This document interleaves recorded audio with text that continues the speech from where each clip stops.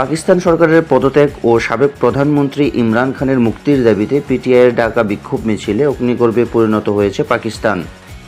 লাখ লাখ মানুষের অবরোধে দেশটির রাজধানী অবরুদ্ধ হয়ে পড়েছে। বিক্ষোভ ঠেকাতে দেশটিতে 2 মাসের জন্য 144 ধারা জারি করা হয়েছে।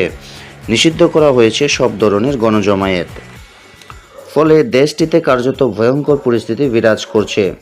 তবে সব বাধা উপেক্ষা করে জনসাধারণের দল পাকিস্তানের রাজধানী ইসলামাবাদ অভিমুখে যায়। এর ফলে সেখানে আইন শৃঙ্খলা রক্ষাকারী বাহিনীর সাথে তুমুল সংঘর্ষ হয়। 5,000-এরও বেশি পিটিআই নেতাকর্মীদের এ পর্যন্ত আটক করা হয়েছে। সমাবেশ থেকে বলা হয়েছে, ইমরান খানকে মুক্ত না করা পর্যন্ত তারা বাড়িতে ফিরবে না। এদিকে স্বরাষ্ট্রমন্ত্রী মহসিন নাকভি বলেন, নিরাপত্তার স্বার্থে ইসলামাবাদে রেড জোন তৈরি করা হয়েছে। ফলে রেড জোনে যেই প্রবেশ করবে তাকে গ্রেপ্তার করা হবে। এছাড়া পাকিস্তানের বিভিন্ন এলাকায় ব্যাপক সংঘর্ষের খবর পাওয়া গেছে, যেখানে এক পুলিশ সদস্য নিহত হয়েছেন। এ মুহূর্তে পাকিস্তানের রাজধানীতে চরম উত্তেজনা বিরাজ করছে।